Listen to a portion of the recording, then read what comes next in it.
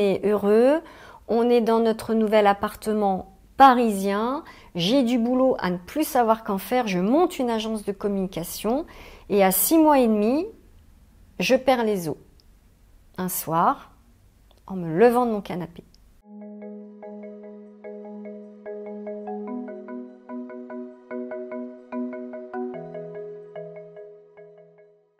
Bonjour, je m'appelle Angela, j'ai 49 ans, bientôt 50.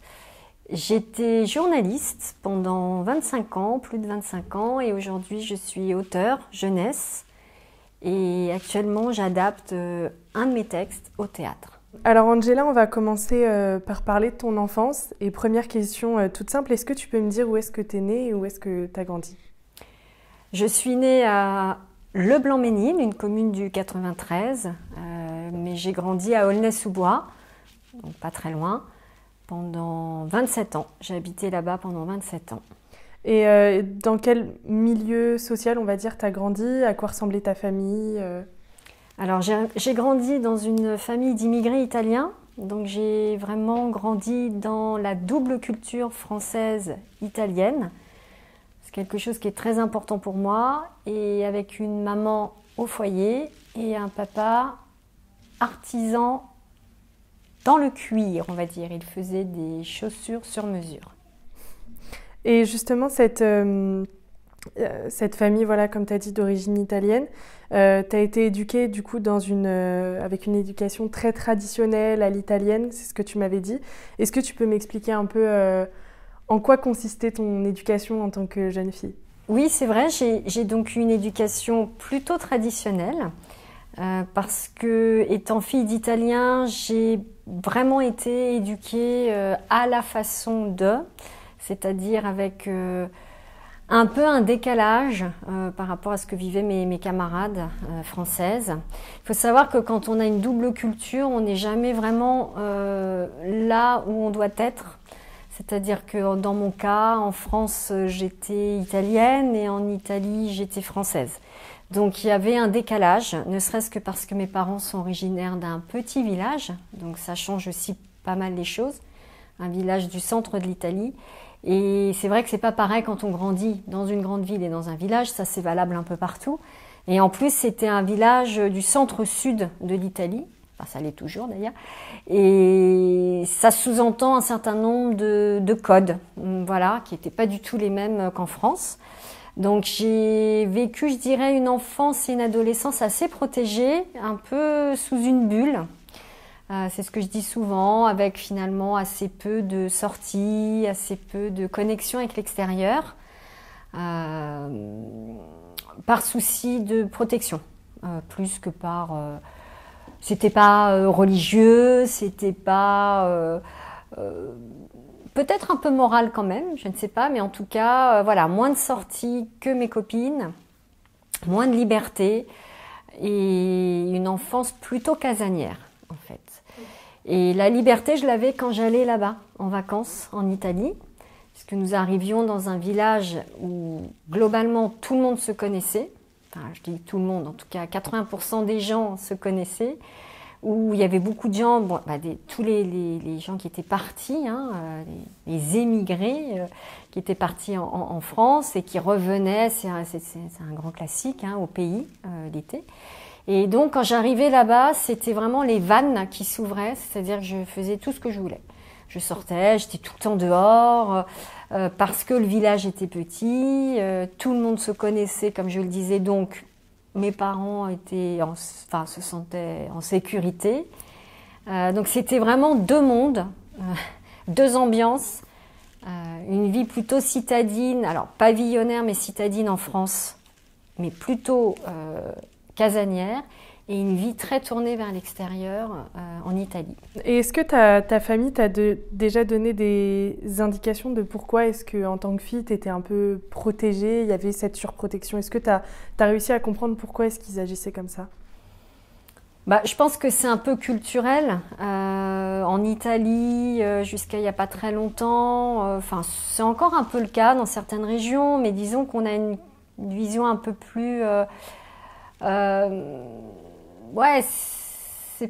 Alors c'est très paradoxal parce que la société italienne est assez matriarcale. Enfin, les femmes ont quand même pas mal le lead, même dans la famille, etc.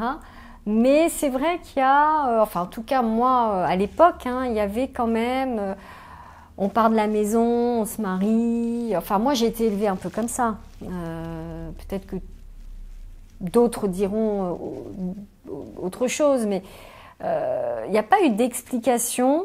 C'était culturel, c'était comme ça. On sortait pas avec les garçons. Même si ça se faisait, en tout cas, voilà, c'était pas quelque chose dont on parlait. Bien sûr, on parlait jamais de sexualité. Il y a une forme de pudeur aussi dans l'éducation que j'ai pu recevoir. Et puis, je crois, une forme de peur. Voilà, beaucoup de peur sur beaucoup de sujets. Et c'est quelque chose qui m'a accompagnée après, même dans ma vie d'adulte. J'essaye de me débarrasser, moi, aujourd'hui, de certaines peurs.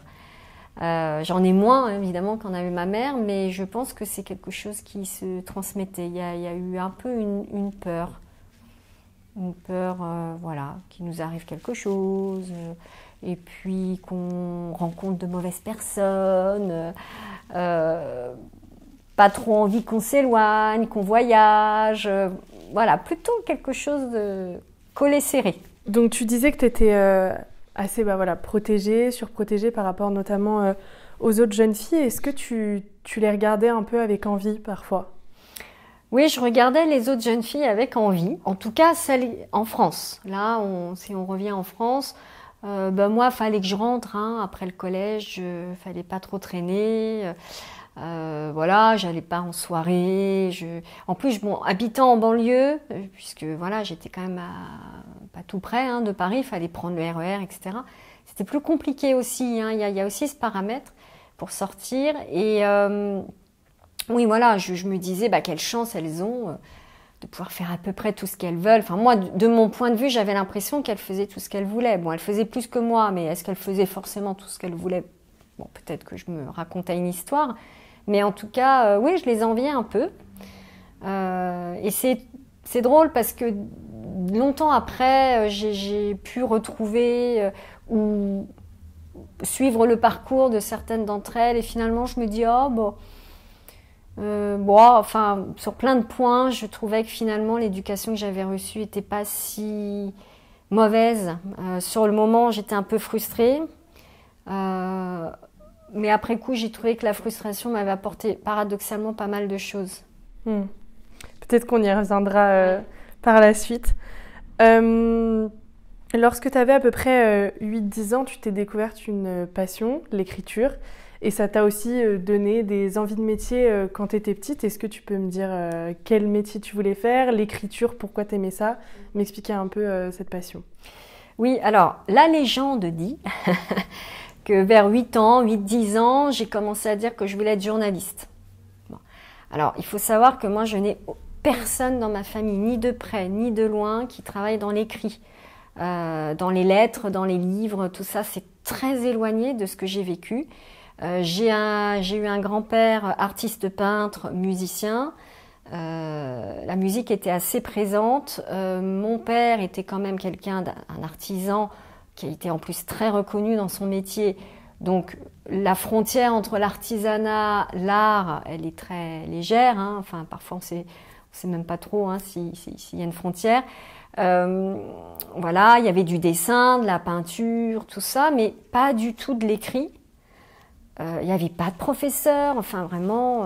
Et puis même, pour être honnête, ma mère, elle surtout en tant qu'immigrée italienne, elle parlait très mal le français. Enfin, il n'y avait pas de livre à la maison. Enfin, donc je ne sais pas comment, d'où ça vient en fait. Je cherche encore. Mais oui, à 8-10 ans, j'ai dit je vais être journaliste. Et je me souviens que dans les années 90, donc moi je suis née en 74. Fin 80, début 90, il y a toute une série de journalistes qui passaient à la télé. C'est des grands reporters de guerre. Alors, Marine Jacquemin, Alexia Laroche-Joubert, bref, il y en a, enfin, elles étaient Catherine Gentil, elles étaient plusieurs comme ça, et je les regardais avec beaucoup de fascination. J'étais fascinée par ces femmes qui partaient loin. J'imaginais qu'elles laissaient leur famille prendre des risques fous pour aller couvrir des guerres, des conflits. Et je revois vraiment ces images voilà, de ces femmes et ça me faisait un peu rêver.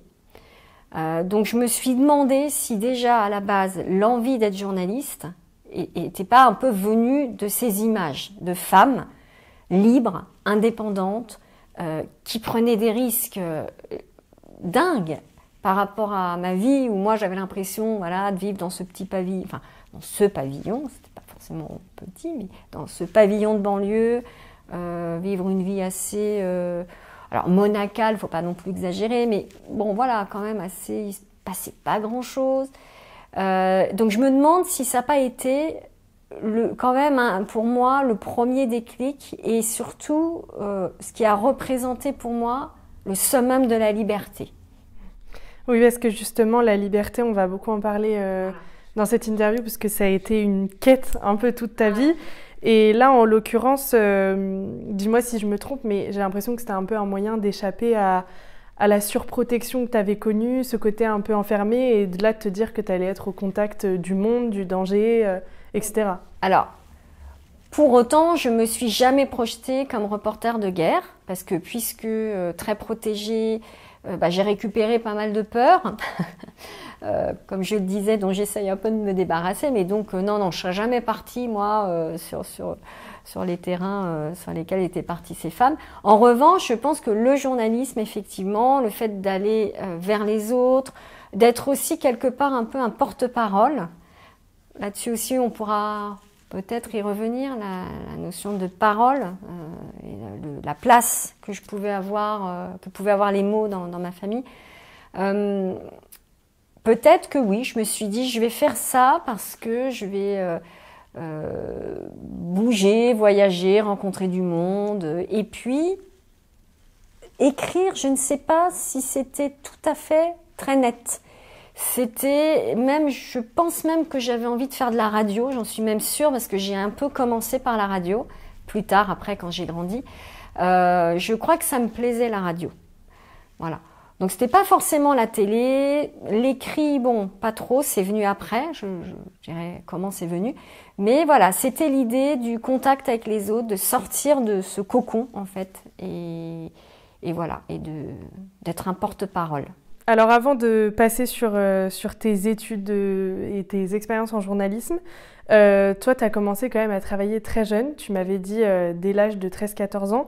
Alors est-ce que tu peux m'expliquer pourquoi? Parce que voilà, c'est de par ta culture, c'est ce que tu m'avais dit, mais quel type de métier t'as fait? Qu'est-ce que ça t'a apporté aussi à cet âge-là de travailler aussi jeune? Alors, dès l'âge de 13-14 ans, j'ai commencé à travailler.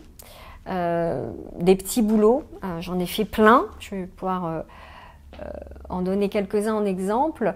C'était quelque chose qui était important dans ma famille, de passer par cette expérience-là du travail pour gagner de l'argent. Ça, c'est pas du tout lié à mes origines italiennes. Là, pour le coup, c'est un principe d'éducation que j'ai eu dès l'enfance, qui vient plutôt de mon père d'ailleurs, je pense, pour qui la valeur travail a une grande importance, puisque lui, il s'est vraiment fait tout seul. Ils sont arrivés à Paris, ils n'avaient rien, ils sont arrivés dans la misère. Donc moi, j'ai vraiment grandi dans cette idée que y a que le travail qui paye. Voilà, ça m'a vraiment forgée depuis petite. Et je pense qu'assez vite, mes parents ont voulu me transmettre ça et me dire, si tu veux t'acheter quelque chose, tu travailles et puis à la rigueur, on t'aidera un peu, on paiera la moitié. J'ai été beaucoup élevée comme ça. Tu veux, alors quand c'était des gros achats, tu veux ça, tu travailles, on te paye la moitié, mais c'est toi qui payes l'autre moitié. Donc voilà, moi j'ai vraiment grandi comme ça. Donc dès l'âge de 13-14 ans, j'ai commencé à chercher des petits boulots. Donc j'ai été à la fois vendeuse dans une boulangerie, je travaillais le dimanche. Alors à l'époque, on pouvait travailler si jeune. Parce que moi j'ai essayé après, mes enfants après ont essayé de travailler avant 18 ans, mais c'était fini. Mais à l'époque, on pouvait. J'ai travaillé chez un fleuriste, j'ai fait du repassage pour une petite dame âgée, du ménage, du babysitting évidemment. Enfin voilà, dès la quatrième, troisième, j'ai commencé à beaucoup faire de petits boulots en plus des études. Et ça aussi, ça m'a beaucoup apporté. Voilà. Et justement, qu'est-ce que ça t'a apporté? Des valeurs Ça m'a apporté l'envie, en fait. En fait, c'est le fait de ne pas obtenir. Ça paraît un peu, j'enfonce un peu une porte ouverte en disant ça, mais le fait de ne pas tout obtenir tout de suite, de devoir aussi, quelque part... j'ai eu la satisfaction, souvent, de pouvoir me payer des choses moi-même, en fait. Et ça m'a forgé, parce que ça a été comme ça après longtemps, enfin toute ma vie, j'ai toujours énormément travaillé. Et on dit souvent de moi que je suis effectivement une bosseuse. C'est vrai, je pense que j'adore bosser en fait. J'adore travailler. Je sais, c'est fou de dire un peu ça peut-être, j'en sais rien, mais je crois que c'est aussi un endroit, le travail, où on peut se révéler à soi, s'épanouir. Même si parfois on est aussi là pour parler des déviations, des changements de carrière et tout ça, mais justement, ça va avec. C'est-à-dire de me dire que finalement, tout est possible. Et pendant toute cette période où tu faisais plein de petits boulots, est-ce que tu avais quand même toujours le journalisme en tête avec cet objectif de un jour je travaillerai pour ça? Alors, j'avais l'objectif du journalisme sans vraiment me le dire. Je l'avais formulé.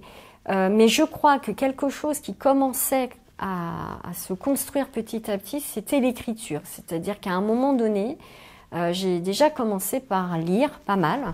Alors, puisque j'avais cette enfance assez solitaire, parce que je ne l'ai pas dit, mais j'avais un grand frère, enfin, j'ai toujours un grand frère d'ailleurs, mais on avait 6 ans d'écart, et on n'a pas trop été élevés... Enfin, si, on a été élevés ensemble, mais voilà, on était un peu chacun de notre côté. Lui, c'était le garçon et il était plus grand. Et moi, j'étais la petite fille, quoi. Voilà. Donc, j'ai été assez solitaire et donc j'ai commencé à aimer lire. J'ai beaucoup lu. Et petit à petit, ça s'est dessiné. C'est-à-dire qu'il y avait ce fantasme un peu de devenir journaliste. Et puis, le goût pour l'écrit, pour les livres, qui petit à petit a fait son chemin. Et forcément, un jour, les deux se sont rejoints et je suis devenue journaliste. Alors, ça a pris un peu de temps, mais j'ai fini finalement par mêler ces deux petites graines qui avaient été semées dans mon enfance, avec toujours cette volonté d'y arriver et surtout d'y arriver seule. Parce que en fait, je n'ai aucun diplôme, je n'ai que mon bac. Et tout ce que j'ai réussi à faire, partant de là où je partais, je l'ai fait toute seule.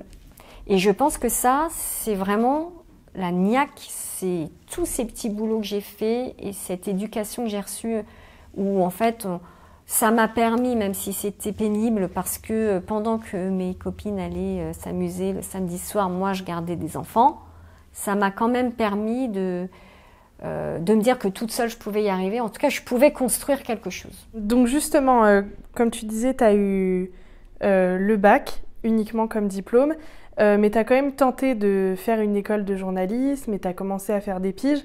Alors parle-moi un petit peu de ces débuts dans le journalisme, comment tu as commencé à mettre un pied dedans, si je puis dire. Alors, j'ai commencé déjà par aller à l'université, donc j'ai eu mon bac. Et j'ai eu un bac littéraire, voilà, dans la suite logique, j'aimais lire, j'aimais écrire. Et j'ai fait donc une première année en histoire à l'université et j'ai arrêté assez vite au bout de 3 mois. Moi j'ai pas du tout grandi dans un univers universitaire, scolaire, littéraire, donc j'arrivais pas du tout à voir où est-ce que ça allait me mener. Entre-temps, j'ai refait des petits boulots. J'ai fait une deuxième tentative en histoire de l'art, le même écueil. Et là, quand même, ça commençait à s'affirmer. C'est-à-dire que le journalisme, c'était un peu un fantasme pour moi. C'est-à-dire que j'avais envie d'aller vers ça, mais je ne me l'autorisais pas. J'avais pas du tout grandi dans ce sérail. Je n'avais pas non plus été une élève formidable. J'ai toujours été une élève moyenne. Donc je me disais, mais voilà, les grandes écoles, c'était pas pour moi. Hein. Voilà, je pouvais pas passer les concours de Sciences Po, des grandes écoles de journalisme. Voilà, il y a des écoles un peu reconnues, il y a des voies royales hein, pour faire ce métier, déjà à l'époque. Et donc je me l'autorisais pas. Et je crois que en fait, je n'ai réussi à ne me l'autoriser que lorsque j'ai commencé à faire des piges. C'est-à-dire que j'ai d'abord commencé à faire des piges, à chercher des stages, et en parallèle, je me suis inscrite au CFPJ, où j'ai fait une formation professionnalisante. Mais en fait, je travaillais déjà. C'est-à-dire que pour moi, c'est un peu comme si je me disais, ma légitimité, j'arriverai à l'avoir que si je commence déjà à travailler. J'étais toujours passée par cette étape-là. Il faut que je travaille, quoi.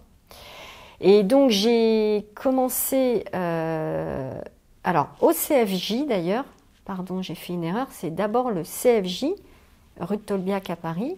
J'ai fait une année là-bas et pendant cette année, je travaillais déjà en tant que pigiste.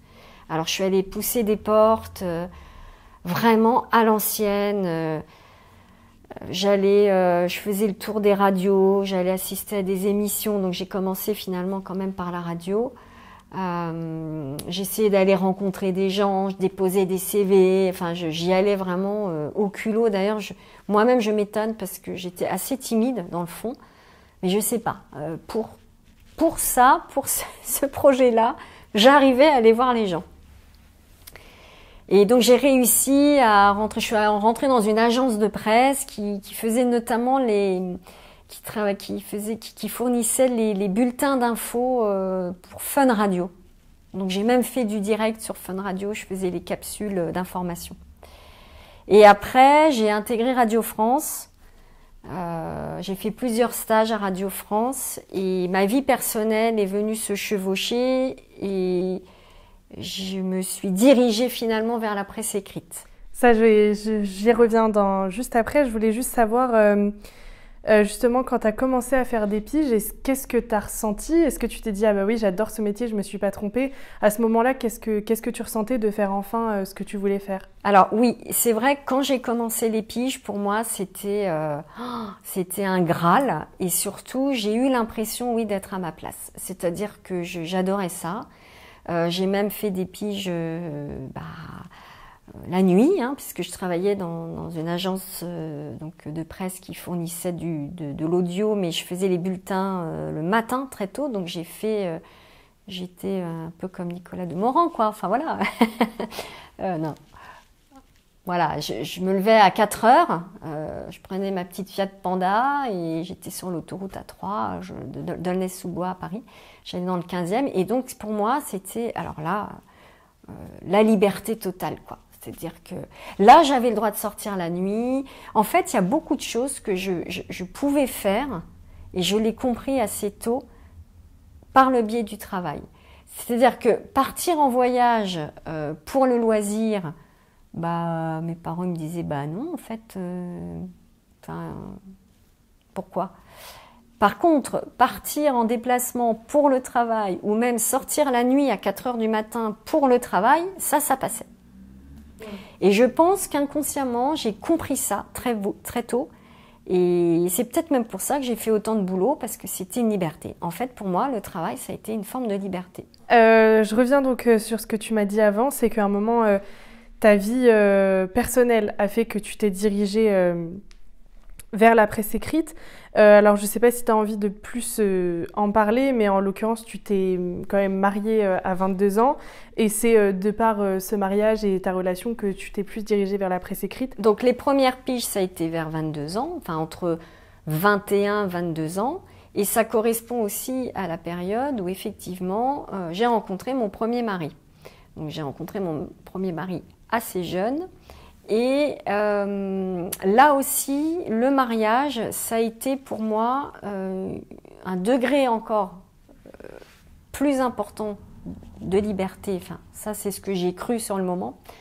C'est-à-dire que je me suis dit, là, j'ai gagné en liberté grâce au travail. Mais maintenant, si je veux partir de chez mes parents, bah, faut que je me marie. Alors, je me le suis pas formulé comme ça, hein, mais je pense, avec le recul, que ça a été ça. Donc, j'ai rencontré mon premier mari. On a vécu une relation, d'1 an à peu près, en allant chez l'un chez l'autre. Enfin, bon, voilà. Et j'étais à ce moment-là à Radio France.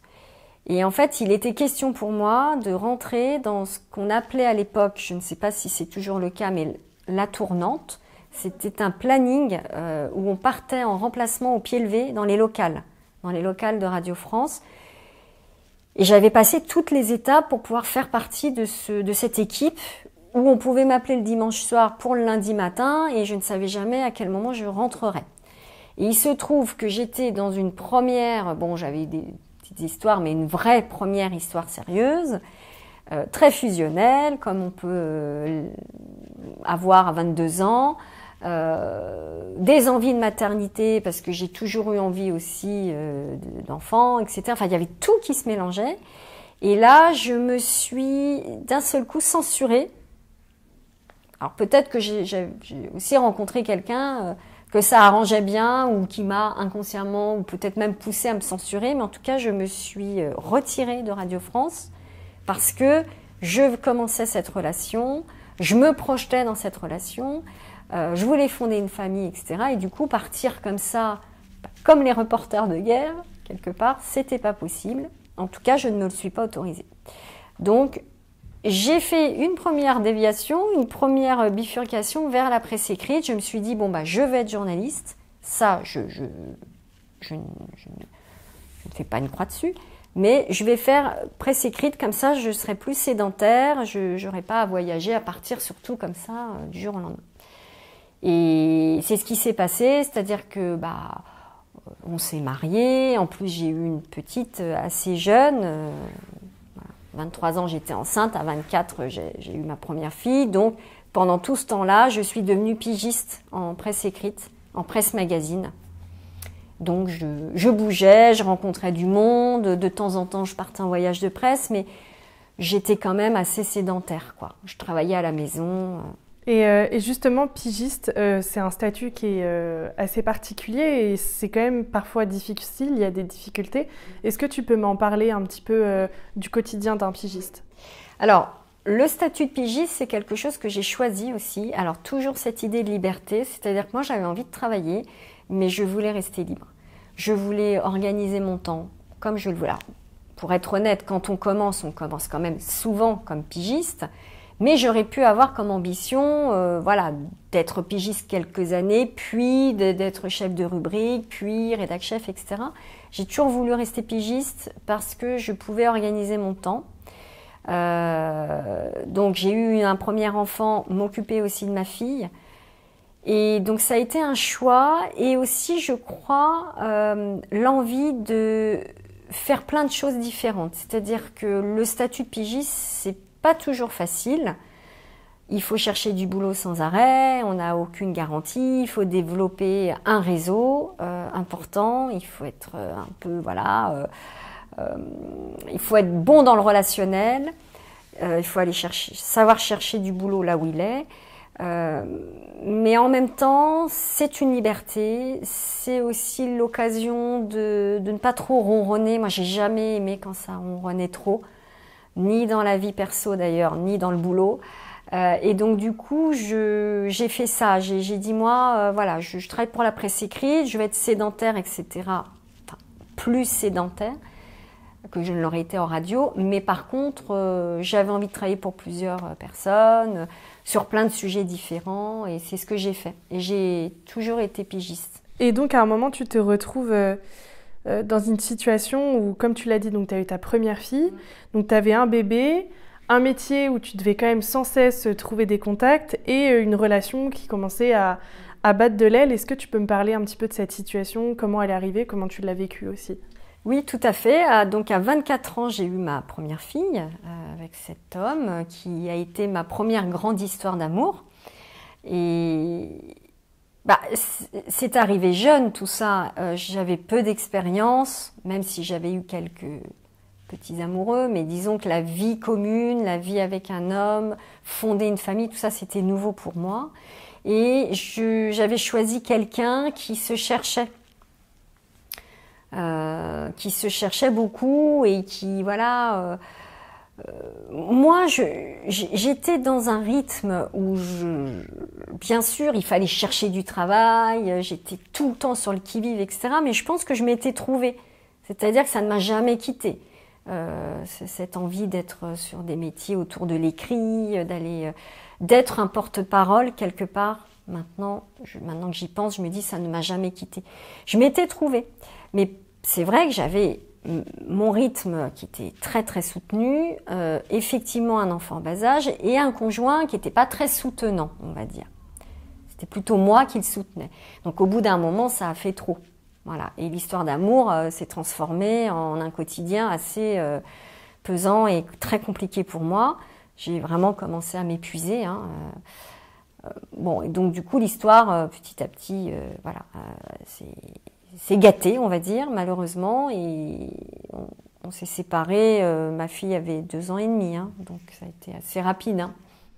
Et c'est là que tu as commencé à te rendre compte que finalement le mariage n'était pas tant que ça une liberté aussi. Voilà, et effectivement, je me suis rendu compte à ce moment-là que cette idée que je me faisais du mariage, finalement un peu archaïque, disons-le, enfin cette vieille idée qui consistait à dire je vais partir de chez mes parents pour faire ma vie à moi, ça s'est pas tout à fait passé comme ça. J'ai quand même fait un peu ma vie à moi parce que quand même j'ai eu envie de cet enfant. Nous avons eu envie, tous les deux, de cet enfant.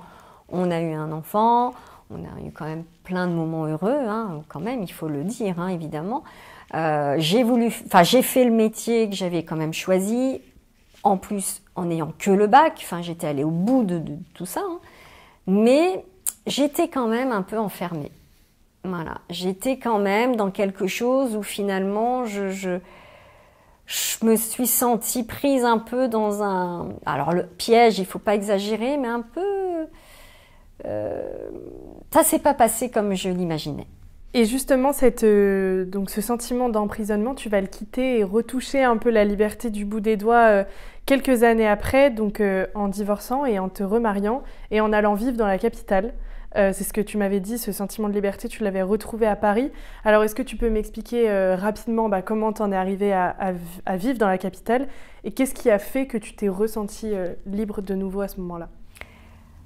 Donc après le divorce, puisqu'on a divorcé, effectivement, j'ai eu une période d'1 an à peu près où j'étais seule avec ma fille et toujours pigiste. Et je commençais quand même à me dire que j'aurais voulu quitter Aulnay-sous-Bois. J'ai vécu des moments heureux à Aulnay, mais je commençais à m'ennuyer. Je m'étais un peu ennuyée enfant, puis moins parce que je naviguais quand même pas mal. Mais dans ma vie de couple et dans ma vie de jeune mère avec un enfant en bas âge, je commençais à m'ennuyer. C'était pas si évident que les gens se déplacent. J'avais beaucoup de connaissances à Paris, puisque mon métier m'amenait quand même beaucoup à Paris. Et les Parisiens se déplaçaient peu. Ils venaient, mais peu. C'est moins évident. Dès qu'il faut... Maintenant que je suis parisienne, je comprends. Traverser le périph', c'est caricatural, mais c'est vrai que c'est parfois un peu compliqué pour les Parisiens. Donc je commençais à me sentir un peu isolée et j'avais envie d'autre chose. Et mon rêve, c'était d'aller habiter sur Paris. Bon. Moi, je voyais vraiment Paris comme un espace de liberté énorme, sans compter que dans la banlieue où j'habitais, c'est drôle d'ailleurs, parce que je retrouvais par moments un peu l'ambiance du village en Italie, c'est-à-dire où il n'y a absolument aucun anonymat. Forcément, je suis restée 27 ans à Aulnay, je connaissais pas mal de monde. J'avais envie d'anonymat, j'avais envie de grands espaces. Alors, de grands espaces, pas d'un appartement très grand, parce qu'en l'occurrence, à Paris, en général, on diminue l'espace de vie, mais plus d'une forme de liberté à nouveau que je me suis mise à rechercher. Et j'ai rencontré assez vite mon deuxième mari. voilà, qui était finalement quelqu'un d'assez libre dans sa façon d'être, dans ce qu'il avait pu vivre, parce que c'est quelqu'un qui avait beaucoup voyagé, qui était très indépendant, qui était déjà bien installé dans son métier, qui était architecte et que je voyais comme quelqu'un d'assez libre. Et avec lui, on est venu s'installer sur Paris. Donc à 27 ans, j'ai réalisé un peu ce rêve de passer le périph' et de venir donc m'installer là où je suis toujours aujourd'hui d'ailleurs, dans le même arrondissement.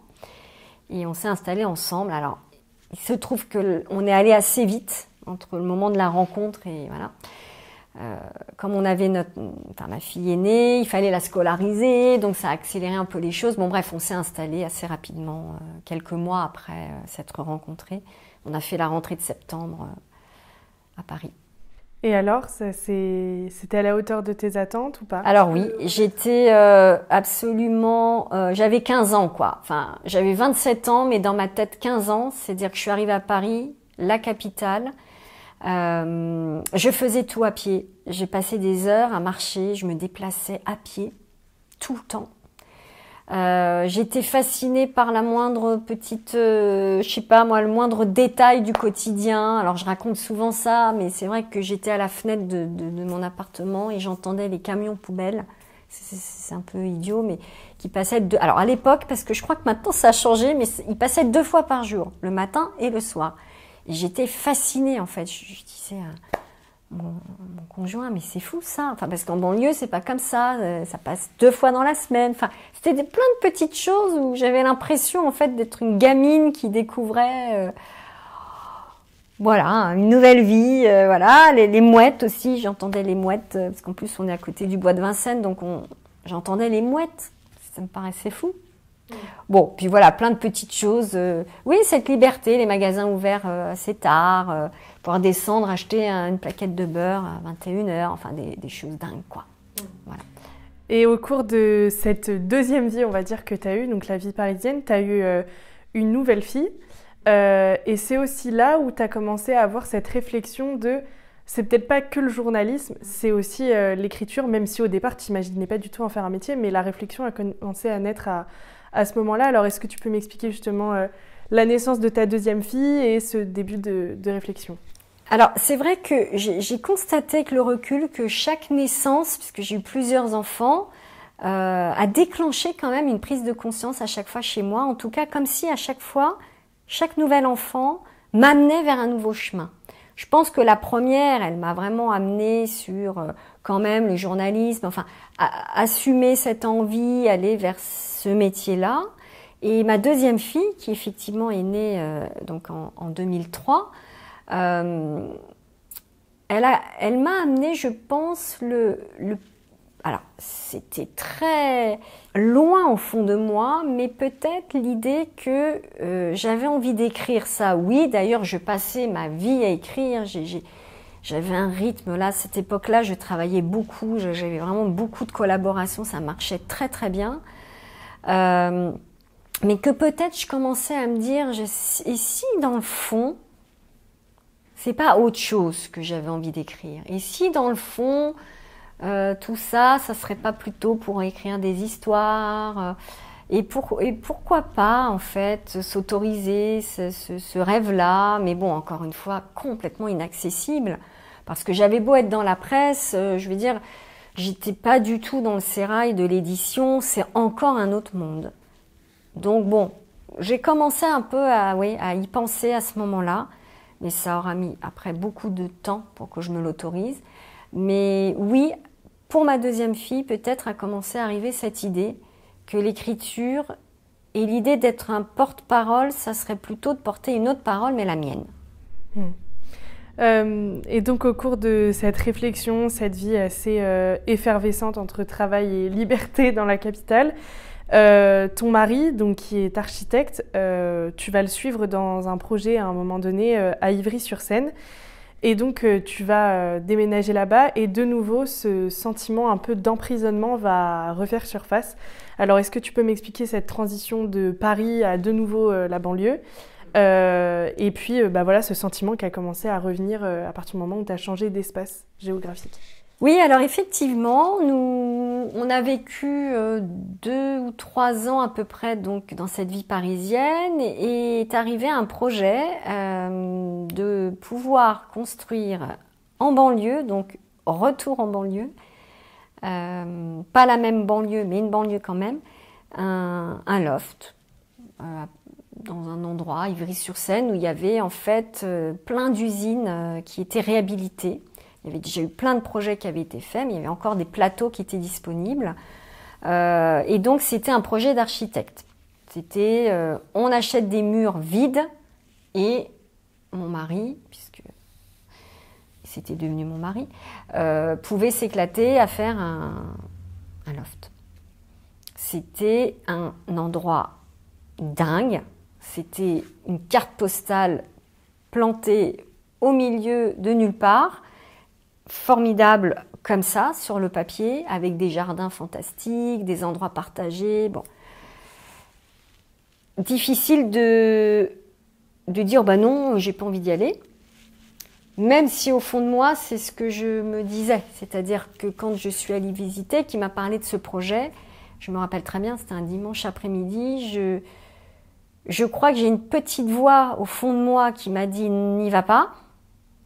Mais je n'ai pas pu, je n'avais pas les ressources pour dire non, en fait.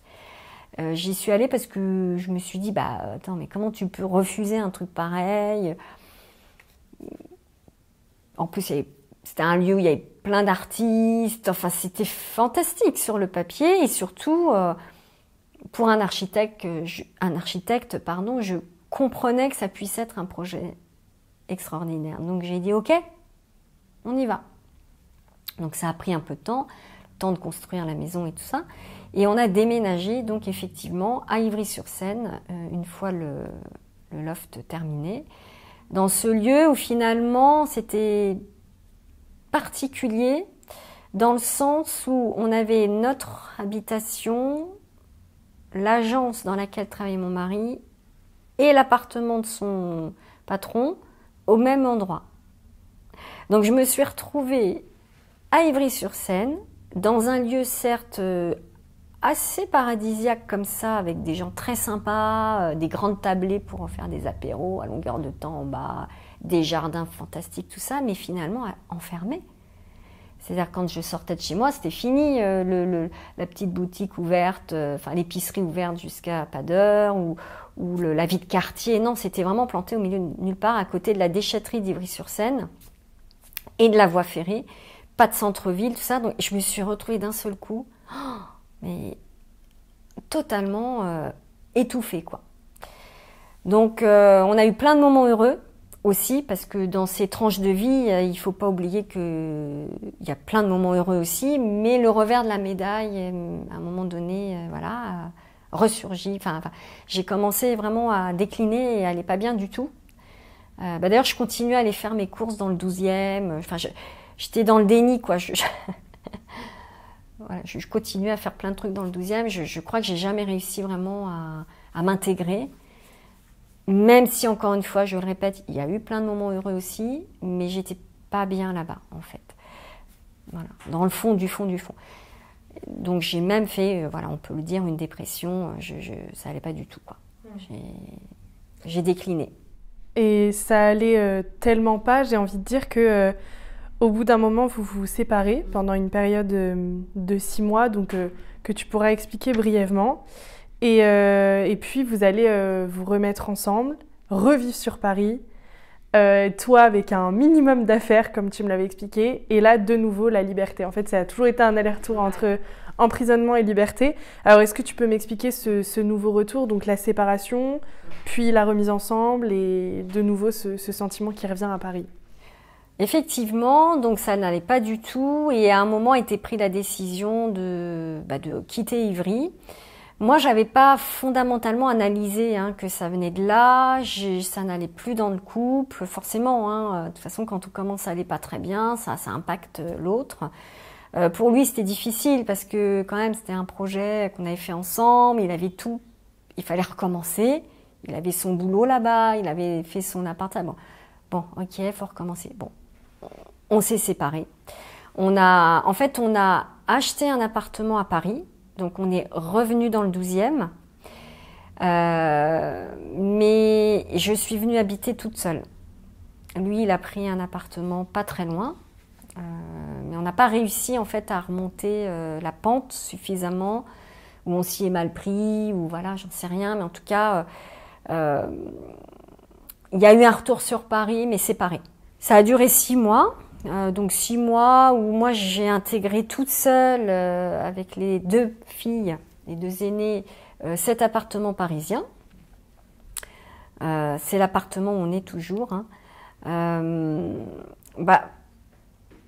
C'était paradoxal parce que j'étais triste d'arriver là toute seule et en même temps je regagnais ma liberté. C'est-à-dire que d'un seul coup, je revenais à Paris. En plus, comme j'arrivais seule dans l'appart, je pouvais faire ce que je voulais. Donc, j'ai un peu aménagé comme je voulais. Enfin, j'ai eu comme ça 6 mois où j'ai pu expérimenter aussi une vraie vie seule. Parce que j'avais un peu expérimenté lors de ma première séparation, mais je ne suis pas restée très longtemps seule au final. Mais là, quand même, bon. Resté 6 mois, avec 2 enfants, ça se complique un peu. Beaucoup de travail. J'avais remonté la pente, donc je suis sortie de ma dépression en revenant sur Paris, en reprenant le boulot et en me rejetant à corps perdu dans le travail. Les 2 enfants, et puis avec mon conjoint, ça n'a jamais été la guerre. Même dans les pires moments, donc ceux où on s'est séparés, on est toujours restés assez proches. Donc c'était plutôt positif, cette rupture, même s'il y avait de la tristesse. Et en fait, on est restés tellement proches qu'au bout de 6 mois, on s'est remis ensemble. Voilà. Donc lui, il habitait pas très loin de la maison. Au début, on se voyait en cachette des enfants. Donc ça a donné lieu à des moments assez rigolos parce qu'on essayait de se cacher des filles, mais bon, on s'est fait griller assez rapidement. Donc voilà. Et donc on a décidé de réessayer. On s'est remis ensemble et on est arrivé à un moment vraiment très marquant dans ma vie où on a décidé donc de faire des travaux, initialement prévus d'ailleurs, d'aménagement de l'appartement où j'étais donc, pour pouvoir créer des chambres d'enfants, initialement prévues ensemble, mais comme je suis venue seule, je n'ai pas fait les travaux, mais quand on s'est remis ensemble, on a dit ok, on fait les travaux, et là, j'ai été chez lui pendant le temps des travaux. Et donc, il louait, lui, un petit 2 pièces, pas très loin de la maison, et il a fallu que je mette tout mon appartement dans la cave et que je prenne le strict minimum pour aller m'installer quelques mois chez lui pendant les travaux. Et alors là, je crois que ça a été l'expérience la plus marquante et la plus kiffante, comme on dit, de ma vie. Parce que... alors déjà, c'était très drôle parce qu'on a déménagé des affaires d'un appart à l'autre. Notamment, je revois les filles avec des oreillers traverser la résidence. Voilà, enfin, c'était très drôle. On transportait des matelas, des trucs. Bon, ça, c'était pour l'effet comique. Mais surtout, je me suis retrouvée avec, je dirais, allez, une valise, des livres, quelques affaires qui tenaient dans une petite armoire. Je me souviens parfaitement de cette petite armoire marron qui avait 3 étagères et mes affaires tenaient dans cette armoire. Et dans un appartement qui n'était pas le mien, où je me sentais entre guillemets un peu invitée, j'étais avec mes enfants, mon amoureux, et je me sentais... Alors je crois que ça a été le moment de ma vie où je me suis sentie le plus libre. Parce qu'en fait, je me suis dit, mais j'ai besoin que de ça, quoi, pour vivre, pour être bien. Comme j'avais pas été très bien, en plus, en ayant tout, en ayant un loft, en ayant du boulot à ne plus savoir quoi en faire. On avait acheté, je me rappelle à l'époque d'Ivry, une grande voiture. Enfin, vous voyez, c'était un peu l'opulence. Et là, d'un seul coup, je me retrouvais avec quelques affaires, mes enfants, mon homme, mes livres. Et alors, mais franchement, j'étais trop bien. Et donc à partir de là, vous poursuivez votre vie ensemble, etc. Et tu finis par tomber enceinte de ta troisième fille. Et cette troisième fille, elle va naître très prématurément, à 6 mois et demi. Alors est-ce que tu peux me parler un petit peu de cet événement qui a quand même tout mis en pause en un claquement de doigts? Alors effectivement, après le fait qu'on se soit remis ensemble, on a donc fait nos travaux et réintégré l'appartement nouvelle version. Et on a eu le projet d'avoir un autre enfant, une troisième fille en l'occurrence, on a eu.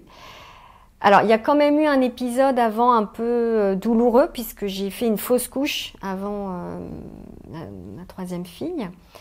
Mais sinon, je suis assez rapidement retombée enceinte et à ce moment-là, on est heureux, on est dans notre nouvel appartement parisien, j'ai du boulot à ne plus savoir qu'en faire, je monte une agence de communication et à 6 mois et demi, je perds les os.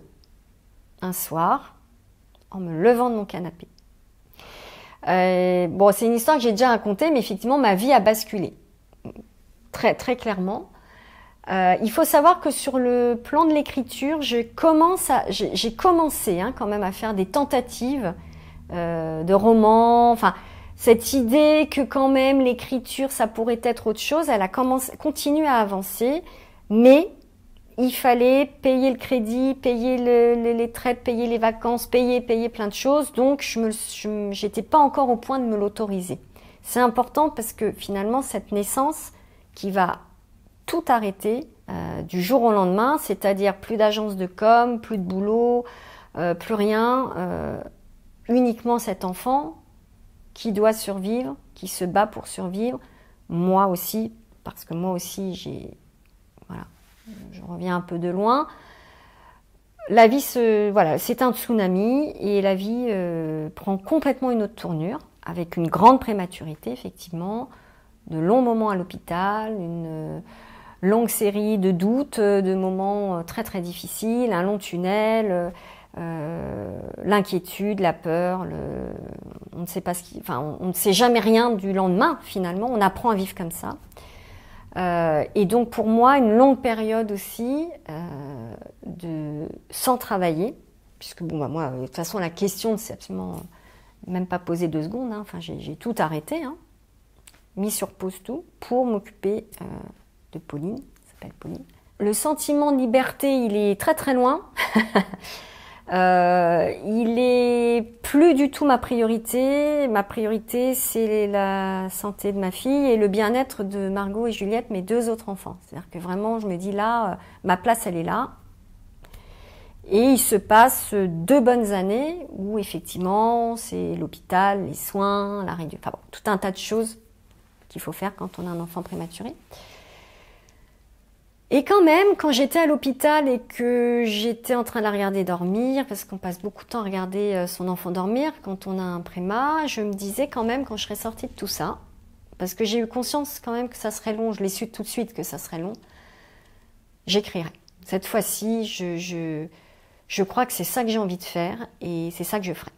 C'est-à-dire que vraiment, j'ai eu un espèce de... Après, c'est sorti très vite, c'était pas ça la priorité, mais j'ai eu un éclair, quoi. Je me suis dit, en fait, toi, t'as réussi à t'en sortir, ce qui n'était pas gagné. Elle, bon, il va falloir du temps, mais elle va s'en sortir. On s'est tous battus, elle s'est battue, tout le monde s'est battu pour qu'elle s'en sorte. J'écrirai. Et pendant 2 ans, le couple, franchement, était dans ça nous a vraiment beaucoup rapprochés. Pas qu'on s'était rééloigné, mais disons que ça nous a encore plus soudés, cette aventure, parce que ça a été une grande aventure. Et quand ma fille est sortie d'affaires, bon, j'avais commencé, moi, du coup, à écrire, je profitais des moments où elle dormait, enfin, ça y est, je m'étais mis dans une dynamique d'écriture. J'ai eu à nouveau un gros coup de mou parce que en fait je m'étais beaucoup occupée d'elle à juste titre et de ses sœurs, mais pas de moi. En fait, j'avais pas pris le temps de faire attention à moi et ça m'est revenu en fait voilà, comme un boomerang. Donc j'ai eu à nouveau un gros moment de difficulté. Et le couple s'est à nouveau séparé. Voilà, on n'a pas réussi à... Donc là, elle avait 2 ans et demi. Je repartais de zéro. J'avais tout arrêté, mon boulot. J'avais plus rien. Vraiment, je n'avais plus de travail du tout. Parce que c'est bien normal, hein, quand on s'absente 2 ans, 2 ans et demi, les gens, ils vous attendent pas. Hein. Et j'avais plus envie de recommencer à écrire. Alors dans le jargon du journaliste, c'est pas très joli, mais on dit pisser de la copie. C'est-à-dire que moi, j'ai eu des phases dans ma vie où ça tournait tellement bien que mais j'écrivais, mais à la pelle, au point que parfois, je sais pas que je comprenais plus ce que j'écrivais, mais ça commençait à ne plus trop avoir de sens. Et finalement, cet événement, c'est comme si ça avait tout remis un peu, ça a redistribué les cartes, et puis ça m'a posé la question du sens, forcément. Je veux dire, quand vous avez un enfant qui est entre la vie et la mort pendant des... Enfin, voilà, il y a plein de choses qui... Voilà. Et j'arrivais plus. En fait, j'avais plus du tout envie d'être journaliste. Même si je pense qu'on n'arrête jamais vraiment de l'être. C'est des métiers passion, mais j'avais envie d'autre chose. Donc j'avais envie d'être, comme je le disais tout à l'heure, le porte-parole de ma voix à moi. Et j'ai décidé de me lancer et de devenir auteur. Bon, alors, c'était complètement fou, hein. J'étais séparée, j'avais plus de boulot. Heureusement, j'avais un toit, mais j'avais plus de travail, plus de compagnons, et 3 enfants quand même. Et en fait, j'ai redémarré à zéro. Voilà, j'ai tout recommencé, j'ai refait tout ce que j'avais fait pour faire ma place en tant que journaliste, mais cette fois-ci dans l'édition. Et ça a été long. Vraiment long, hein. J'ai mis 4 ans pour arriver à sortir quelque chose. Je bossais,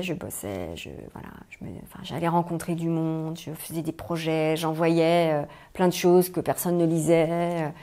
Et puis un jour, quand même, il y a eu une première réponse, des encouragements. Alors c'est un chemin qui est très très long, je ne vais pas raconter ici tout le chemin pour arriver à être publié. Alors, il y a toujours des exceptions, hein, des belles histoires et puis surtout des gens qui ont peut-être plus de talent que moi. Mais ça a été très très long et c'est la jeunesse qui m'a happée. Et j'ai sorti, entre autres, j'avais eu une première histoire qui était sortie dans Pomme d'Api. Alors, ça fait peut-être sourire, mais Pomme d'Api, c'est un peu le Graal quand on travaille dans l'édition jeunesse. Parce que c'est vraiment le magazine le plus vendu. Enfin bon, quand on publie dans Pomme d'Api, vraiment, c'est une bonne première marche. Et après, j'ai mis 4 ans à publier donc un album qui s'appelle Il n'est jamais trop tôt pour dire je t'aime et qui raconte l'histoire de la naissance prématurée de ma fille, mais que j'ai voulu raconter sous le prisme de la fratrie. Et moi, ma quête de sens, ça a été ça. C'est-à-dire de me dire, ok, maintenant j'ai envie d'écrire, bon ça c'est sûr, mais surtout j'ai envie de raconter ça, quoi. C'est ça que j'ai besoin de raconter là.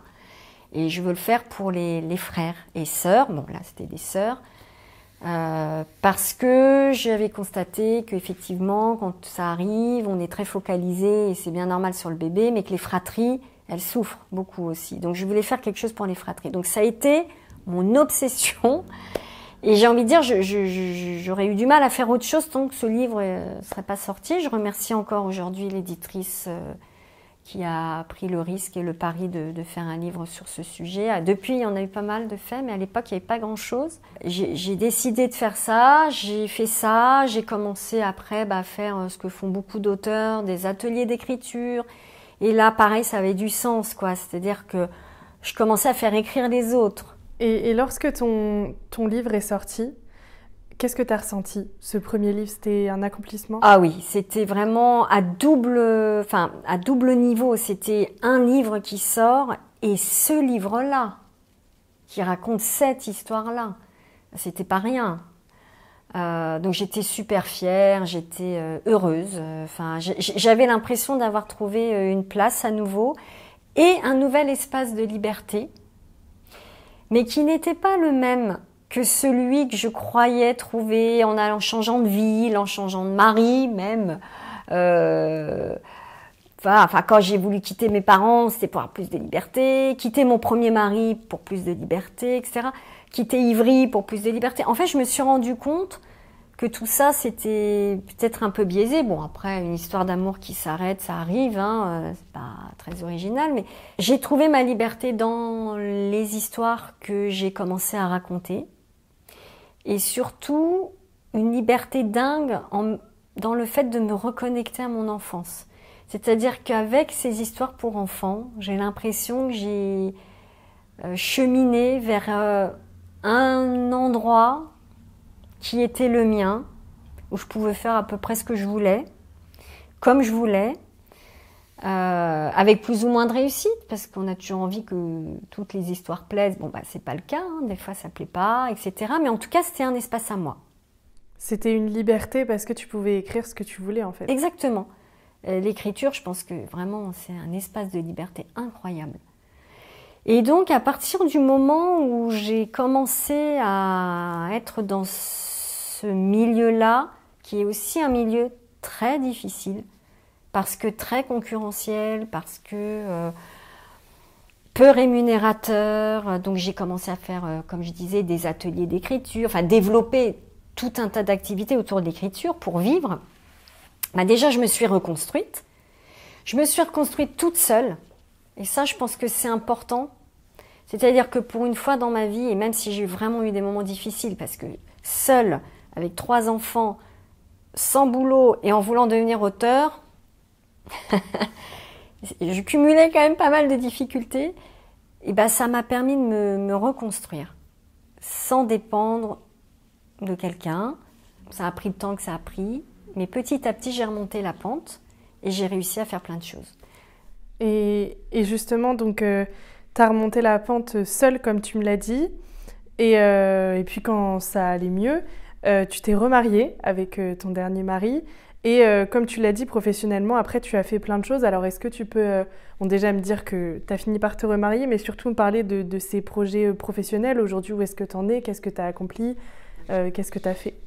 Alors effectivement, ça a pris 4-5 ans, ça allait mieux. Et puis, comme je le disais tout à l'heure, avec mon deuxième mari, même séparé, même divorcé, puisqu'on avait fini par divorcer, on s'est toujours bien entendu. On est toujours resté assez proches. Et on est resté tellement proches que ces 5 années tout seul, chacun de notre côté, finalement, c'est un peu comme si on avait avancé un peu en parallèle quand même, sans le savoir.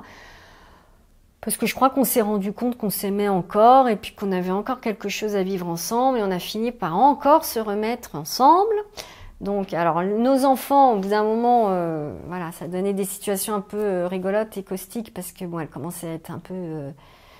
à plus trop nous prendre au sérieux. Non, mais c'est pas vrai, là, vous allez pas vous remettre ensemble encore, mais c'est pas possible. Bon, c'était assez drôle, mais je crois qu'on a compris que il fallait qu'on soit ensemble. Donc, on s'est remis ensemble. Et moi, je suis revenue dans cette histoire en étant enfin moi-même. C'est-à-dire que j'avais eu le temps de professionnellement aller tendre vraiment vers ce vers quoi je tendais, aller vers ce vers quoi je tendais depuis longtemps. Lui, il avait du coup aussi fait son chemin. Et oui, ça a été une période assez prolixe, où j'ai pas mal écrit, où j'ai pas mal publié, où on était heureux de se retrouver. On a même décidé de se remarier. Bon, on s'est remarié plus tard. Parce que cette période dont je parle, assez prolixe, c'est arrivé, on s'est remis ensemble en 2018. Donc là, c'était vraiment formidable, tout roulait. Et après, il y a quand même eu le Covid qui est arrivé. Donc là, c'est autre chose. Ça a un peu ralenti pas mal de choses au niveau boulot.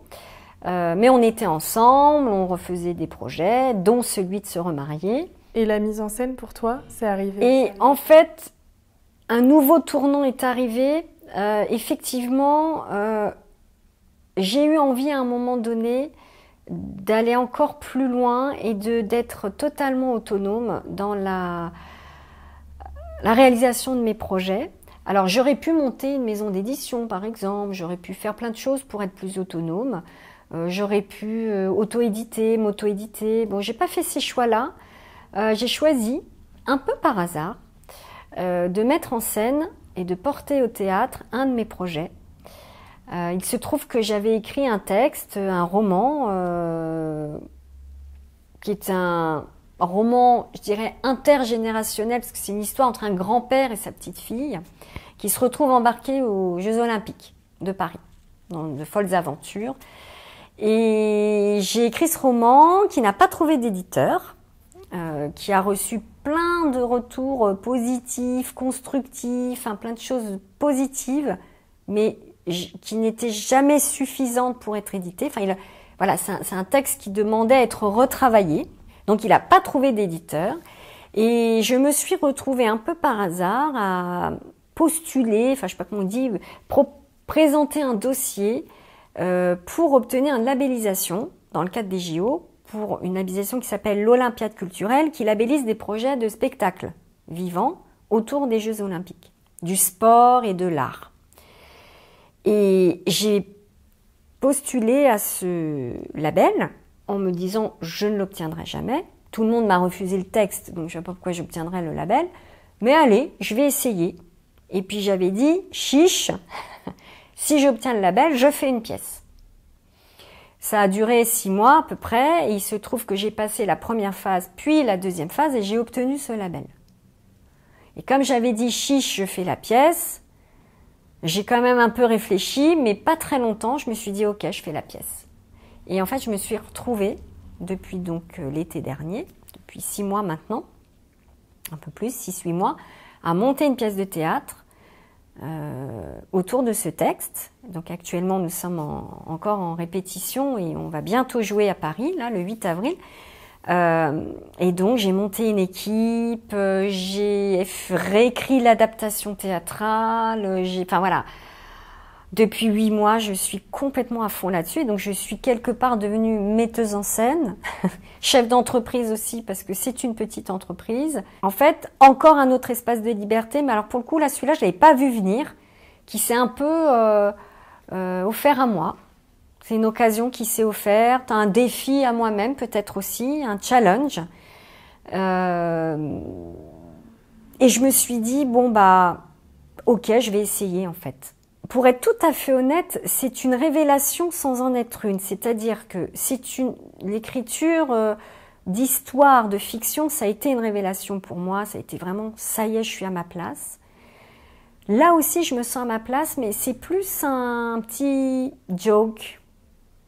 C'est un petit clin d'œil parce que je vais avoir 50 ans et que je me suis dit, c'est le projet, quoi. C'est le projet de mes 50 ans. Allez, on va voir si j'y arrive, quoi. Donc c'est un peu différent. Ça a du sens de le faire parce que ce qui me fait dire que ça a du sens, c'est quand je vois le résultat là déjà de tout ce qu'on est en train de faire, de tous les gens qui travaillent avec moi, etc. Enfin bon, c'est une aventure humaine extraordinaire. Puis j'ai des gens qui m'ont suivi, des théâtres qui me suivent. Enfin, c'est une folle histoire, vraiment une folle histoire. J'aurais jamais pensé me retrouver dans cette histoire, dans cette aventure. Mais je ne sais absolument pas sur quoi ça va déboucher. C'est-à-dire que c'est l'inconnu le plus total. Je travaille au jour le jour, je règle un problème à la fois, j'avance sans savoir ce qui va se passer. Et justement, tu as commencé à y répondre dans cette question, mais je voulais qu'on termine là-dessus. Donc là, c'est ton nouveau projet. Tu vas avoir 50 ans, tu as toujours été en quête de liberté. Est-ce qu'aujourd'hui, tu as l'impression de l'avoir trouvé? Est-ce que tu te sens libre ou est-ce que tu sens que tu peux encore faire mieux peut-être dans les années à venir? Alors oui, je pense que j'ai trouvé une forme de liberté, c'est-à-dire que j'ai trouvé une forme d'assurance qui me permet de dire j'ai envie de faire ça, je le fais. Mais je crois que je suis pas encore allée au bout de ma quête. Et je crois que la prochaine quête, enfin elle est déjà initiée depuis quelques années, depuis 2-3 ans je dirais, c'est plus une quête sur mes origines. C'est-à-dire que ça va être moins sur le travail. Le prochain projet, c'est l'Italie. Parce que je me suis rendu compte depuis quelques années que c'est vraiment une part de moi-même que j'avais un peu mis sous cloche, comme quoi on y revient, et qui pourtant était fondamentale pour moi, qui me faisait à la fois vibrer, et c'est aussi le manque de cette partie-là qui parfois, je pense, m'a rendue malheureuse, sans que j'en ai conscience. Donc j'ai commencé depuis quelques années à retravailler, pas à retravailler, mais à retourner vers mon italianité et ma double culture, au point de prendre la double nationalité. C'est-à-dire que là, récemment, j'ai reçu ma carte d'identité italienne. Parce que comme je suis fille d'Italien, bah, j'ai le droit à la nationalité. Et à avoir comme projet de partir un peu vivre là-bas et renouer avec mes origines. Et au-delà de mes origines, avec assumer vraiment pleinement ma double culture. Donc j'ai encore des envies de liberté qui vont passer peut-être cette fois-ci par un changement de pays, découvrir aussi un autre mode de vie, que je connais quand même un peu, parce que j'y vais beaucoup. Mais voilà, c'est sans fin ce truc-là. Et donc toi qui m'avais parlé du chiffre 3, qui avait un peu... quand tu prenais du recul sur ta vie, ça avait un petit peu... voilà, tu avais l'impression que ta vie, elle était en 3, à chaque fois, il y avait eu 3 vies. Donc là, il y aura peut-être un chiffre 4 alors. Enfin, tu peux expliquer le chiffre 3, mais... Alors, le chiffre 3, c'est vrai que c'est un peu étonnant. Je me suis rendu compte que, déjà, je me suis mariée 3 fois, dont 2 fois avec le même homme, avec qui j'ai eu 2 enfants. À chaque fois, il y a eu un mariage, un enfant. Enfin, ça s'est pas toujours fait dans cet ordre-là, mais en tout cas, un enfant, un mariage. Et à chaque fois, ça a été des moments clés dans ma vie où j'ai pris des tournants, en fait, aussi professionnels, où j'ai l'impression d'avoir aussi franchi des grandes étapes en tant que femme. Donc, je me suis dit, tiens, c'est drôle ce chiffre 3. Bon, ça revient. C'est toujours à ces moments-là que j'ai pris des décisions où je me suis rendu compte de ce qui m'animait dans le fond. Alors là, je ne saurais pas trop dire si c'est un nouveau cycle. En fait, ce que je me demande là maintenant, c'est si la prochaine étape, c'est un numéro 4 ou si c'est un nouveau cycle de 3 qui commence. C'est ça la question. Parce que si je fonctionne par cycle, on peut tout à fait imaginer qu'il peut y avoir un nouveau cycle qui commence. Donc peut-être que, je ne sais pas, cette pièce de théâtre va ouvrir un nouveau cycle. Ou bien ce départ en Italie, ou les deux. Enfin, je ne sais pas en fait. Mais ça te plaît de pas savoir? Ouais, je crois que ça me plaît. J'ai souvent dit, oh là là, pourquoi j'ai pas un boulot normal, fixe, carré, organisé, avec un planning à peu près toujours le même, comme plein de gens. Ça m'est arrivé plein de fois de me dire ça, mais dans ces métiers comme ça, un peu... aléatoire, à me dire oh là là, mais pourquoi je fais tout ça en fait, alors que je pourrais avoir un job comme tout le monde. Et en fait, je crois que dans le fond, je suis bien dans cette espèce de petit bordel. Enfin, c'est un bordel un peu organisé quand même, mais ça reste quand même un petit bordel, quoi. Enfin voilà, c'est un joyeux bordel.